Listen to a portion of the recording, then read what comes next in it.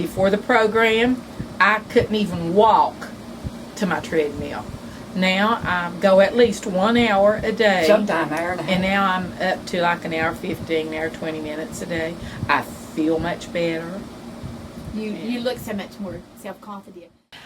Cookie and Weasel are a family that we have just really grown to love. I had seen Cookie in my practice as a nurse practitioner intermittently for probably 3 to 4 years. Her health care had been compromised through lack of resources. She didn't have any health insurance. Of course, no prescription drug coverage at all. She came for office visits about once or twice a year. Rarely got any labs done, even though they were ordered, but because of cost, she didn't do that. She came to me in March of 2013 when she became eligible for Medicare. And that opened a door for us to really start managing her very closely. I was killing her. I didn't know what I was doing. How were you killing her? Well, I was giving her food. Too much of the wrong food. Too much of the wrong food when we first started in March. I hadn't gone to a coalition class. And we hadn't had our first visit from the nurses yet. And when I was feeding her stuff that I didn't supposed to feed her. Instead of 45 carbs, I was giving her 200 carbs. In the same time you told me that I needed the insulin.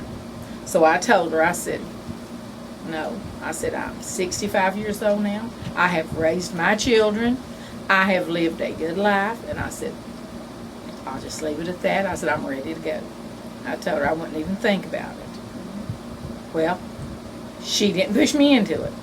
She was smart enough to know that it had to be my decision.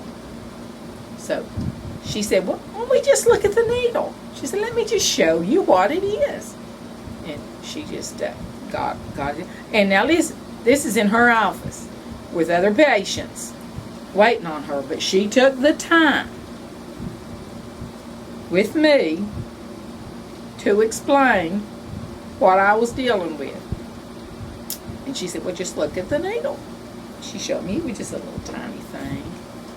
And she said, try it. Just try it.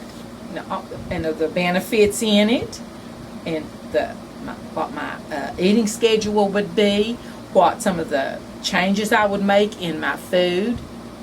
And she just took her time. She didn't push me. Now that's what impressed me the most. She didn't say, don't do this, you're going to die. She didn't do that. She said, let's just try it. Just look at it. Go over it. And I took the first shot, and I felt like about that high. I felt like I was about that tall. Didn't feel the needle. Didn't feel anything. And then I went on the food groups. She even took the time to give me the material that I needed for my food groups. She went over all that with me. She was very thorough. When we start to educate people about diabetes, it's very important to teach them about the small changes. We don't ask them to turn their world upside down and start eating bean sprouts. That's not going to happen. But if we can see where they are and what they're eating and make some suggestions on how they can improve on that and still enjoy the foods that they like, that makes it much more doable for them. One thing, a lot of times Appalachian people are stereotyped as being uneducated, and I greatly disagree with that. I found that Appalachian people are very smart people who are very resourceful. Once given the tools, they become experts in their own little world, in their community.